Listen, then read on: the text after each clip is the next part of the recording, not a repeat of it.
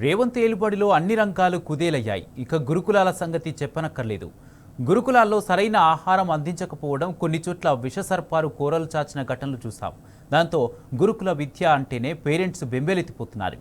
గత ఏడాది కన్నా గురుకుల అడ్మిషన్ల కోసం 30,000 అప్లికేషన్లు తగ్గడమే ఇందుకు నిదర్శనం.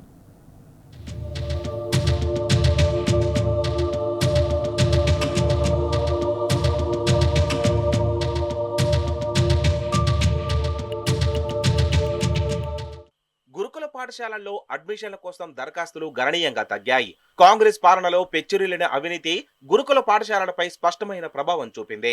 రాష్ట్ర ప్రభుత్వ నిర్లక్ష్యం, హాస్టళ్ల నిర్వహణ లోపం వెరసి వివిధ కారణాలతో అప్లికేషన్ల తగ్గుదలపై ప్రభావం చూపాయి. గత విద్యా సంవత్సరంతో పోలిస్తే ఈ ఏడాది ఆ సంఖ్య సుమారు 30,000 తగ్గింది. విషసర్పాల కోరలు, విష ఆహార సరఫరా లాంటి ఘటనలతో భీతిల్లిన తల్లిదండ్రులు పాఠశాలల్లో తమ పిల్లలను జాయిన్ చేయడానికి జంకుతున్నారు.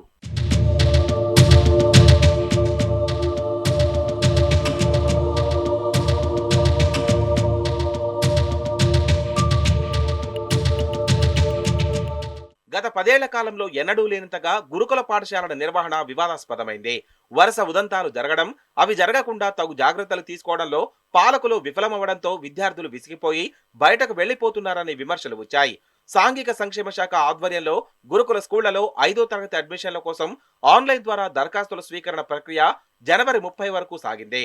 దానికి స్పందన అంతంత మాత్రంగా ఉంది. దాంతో చివరి తేదీని మరో వారం రోజులు పొడిగించారు. ఫిబ్రవరి 6వ తేదీ వరకు అవకాశం ఇచ్చారు. దాదాపు 50,000 సీట్లకు గాను చివరి తేదీ నాటికి మొత్తం 90,000 దరఖాస్తులు సాంఘిక సంక్షేమ శాఖకు చేరాయి. గత ఏడాది ఈ సంఖ్య 1,20,000గా ఉంది.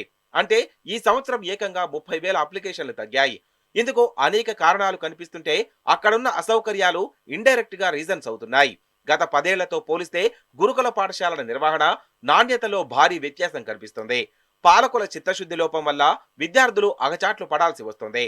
అనేక రకాల సమస్యలతో సతమతమయ్యే కంటే కొంత కష్టమైన మెరుగైన సౌకర్యాలు ఉన్న చోట తమ పిల్లలను చేర్పించడం ఉత్తమమనే భావన తల్లిదండ్రుల్లో స్పష్టంగా కనిపిస్తోంది.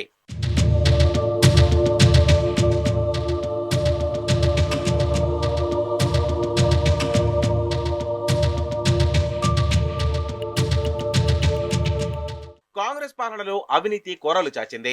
రాష్ట్ర వ్యాప్తంగా గురుకుల విద్యాలయాల్లో అనేక ఘటనలు జరిగాయి. విష ఆహారం తిని విద్యార్థులు అస్వస్థతకు గురై ఆసుపత్రికి పాలైనవే అత్యధికంగా ఉన్నాయి. 50 ఘటనల్లో 1000 మంది విద్యార్థులు అస్వస్థతకు గురై ఆసుపత్రుల్లో చేరారు. పాడుబడిన భవనాలు, ఇరుకైన గదులు, కనీస సౌకర్యాలు లేకపోవడం, టాయిలెట్ల కొరత, వాటి నిర్వహణ నిర్లక్ష్యం, ఇతరత్రా కారణాల వల్ల పిల్లలు, వారి తల్లిదండ్రులు ఈ సంస్థల పట్ల ఇంట్రెస్ట్ చూపించడం లేదు. ఇటీవల జరిగిన పాముకాటు ఘటనలు విద్యార్థుల భద్రతను ప్రశ్నార్థకంలో పడేశాయి. ఫలితంగా గురుకుల పాఠశాలలంటేనే విద్యార్థులు భయాందోళనకు గురయ్యే పరిస్థితి వచ్చింది.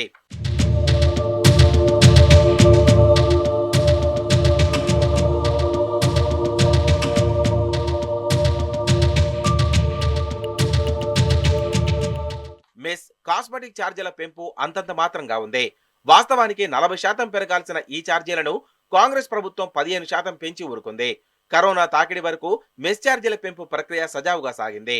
ఇందుకోసం ప్రత్యేకంగా ఏర్పాటైన కమిటీలు అప్పటి మార్కెట్ ధరలను అధ్యయనం చేసి ఛార్జీలు పెంచాయి.